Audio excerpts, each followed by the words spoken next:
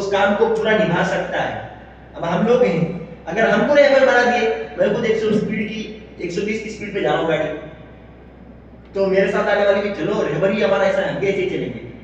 تو اس لیے کیا ہے, کسی کو بھی ہم اپنا امیر بناتے ہیں, رہبر بناتے ہیں, رہنما بناتے ہیں, تو اس کے اندر کیا ہے, سب سے پہلے یہ چیز دیکھتے ہیں کہ اس کے اندر وہ کوالٹیز ہے یا نہیں.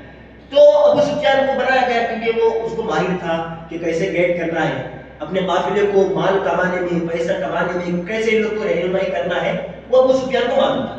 تو ابو سفیان کو کیا ہے, خبر لگ گئی کہ حضور صلی اللہ علیہ وسلم چند صحابہ کو لے کر آ رہے ہیں حملہ کرنے کے واسطے, ہم کو روکنے کے لیے آ رہے ہیں. تو ابو سفیان کیا ہے, ہوشیاری سے کیا کرا, ایک خط لکھ کر بھیج دیا کہ اللہ کے نبی آ رہے ہیں, آپ لشکر بھیجو, ہماری ٹیم کو اتارو. تو خط پہنچی ابو جہل کے پاس. اب کیا ہے, ابو جہل 1000 لشکر کو کیا ہے, کفار کو بھیج دیا. حضور صلی اللہ علیہ وسلم اس سے پہلے جتنے بھی کیا ہے وہ لوگ کوششیں کرتے تھے کہ ان پر حملہ کریں, ان کے مال کو قبض کریں, لیکن اللہ کے نبی کیا کرتے تھے, بعض علاقوں پر صحابہ کو سیکیورٹی کے طور پر, جانچ کرنے کے لیے طور پر کیا بھیج دیتے تھے کہ آپ باہر رہنا. ایک ٹیم بنا دیتے تھے کہ آپ باہر رہنا تاکہ کوئی ہم پر حملہ نہ کرے. پہلے سے اللہ کے نبی بھیج دیتے تھے. لیکن اس وقت جب ابو جہل کیا ہے 1000 کا لشکر لے کر جنگ بدر میں یعنی جنگ کرنے کے لیے تیار ہو گیا تھا, تو اللہ کے نبی صلی اللہ علیہ وسلم کی تفصیل بہت ہے لیکن ہم لوگ مختصر طور پر سمجھیں گے. تو اللہ کے نبی صلی اللہ علیہ وسلم بھی اپنے صحابہ کے درمیان اعلان کر دیے کہ بھائی ہمیں نکلنا ہے, ہمیں جنگ کرنے کے لیے نکلنا ہے.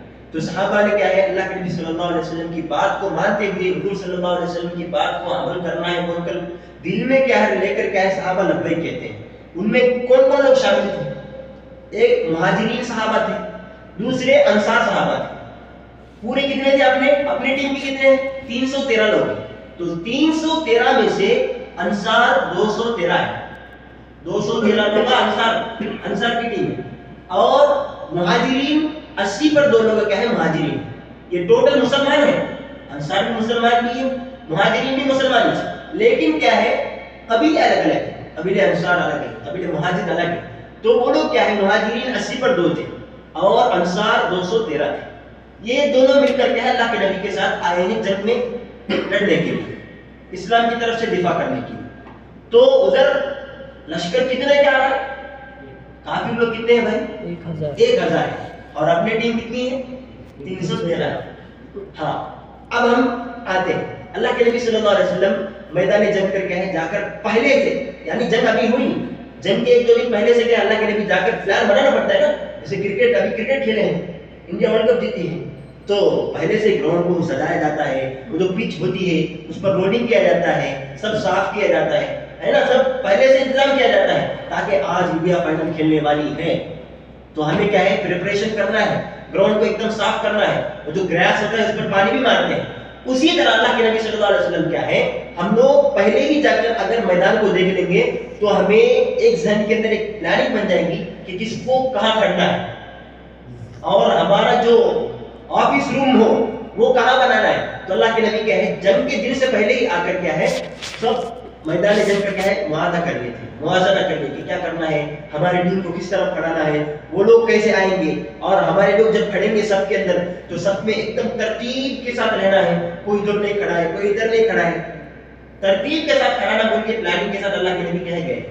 پھر وہاں دیکھے پورے میدان کا موازنہ کیا کہ ہم لوگ ادھر سے ڈیفیٹ کریں گے, ادھر سے لڑیں گے, تو ہمارا آفس کہاں ہونا چاہیے. تو اللہ کے نبی نے کیا ہے کئی دور پر کیا ہے آفس بنائی ہے تاکہ وہاں سے ہم لوگ آفس سے دیکھ سکے کہ کفار کا لشکر آ رہا ہے یا نہیں, کتنے دور پر ہے. تو اللہ کے نبی نے کیا ہے وہاں ایک چھپر جیسا, ایک چھوٹا آفس کے جیسا کیا ہے بنوا دیا تاکہ اس میں اللہ کے نبی رہ کر کیا ہے دیکھتے رہے کہ یہ لوگ کس طرف سے حملہ کرنے والے ہیں. تو یہاں سے یہ دلیل ملتی ہے, ہمیں یہ ایویڈنس ملتا ہے کہ جو لوگ بڑے ہوتے ہیں ان کا کوئی نہ کوئی آفس ہونا چاہیے. یہاں سے یہ ثبوت ملتا ہے, اللہ کے نبی نے بھی بنایا ہے. کیوں, اللہ کے نبی سردار تھے, گائیڈر تھے, لشکر کو لے کر چلنے والے تھے, تو اللہ کے نبی نے بھی اپنا آفس بنایا. یہ جو جنگ بدر جہاں واقع ہوا ہے مدینے سے تقریباً 130 کلومیٹر کیا ہے یہ جنگ بدر واقع ہوئی. 130 کلومیٹر پر ایک میدان ہے جنگ بدر, وہاں یہ جنگ ہوئی ہے. اس کو بدر کیوں کہتے ہیں, کوشچن ہو سکتا ہے کہ بھائی اس کا نام بدر کیوں رکھا گیا. تو اس کے اندر مختلف علماء کے مختلف باتیں بتاتے ہیں. ایک کہتے ہیں کہ وہاں اس نام کا کوئی شخص کیا ہے اپنی زندگی کو گزار کر کے انتقال ہو گیا تھا، تو اس کی بنیاد پر اس میدان کو، اس علاقے کو کیا ہے بدر کہا گیا۔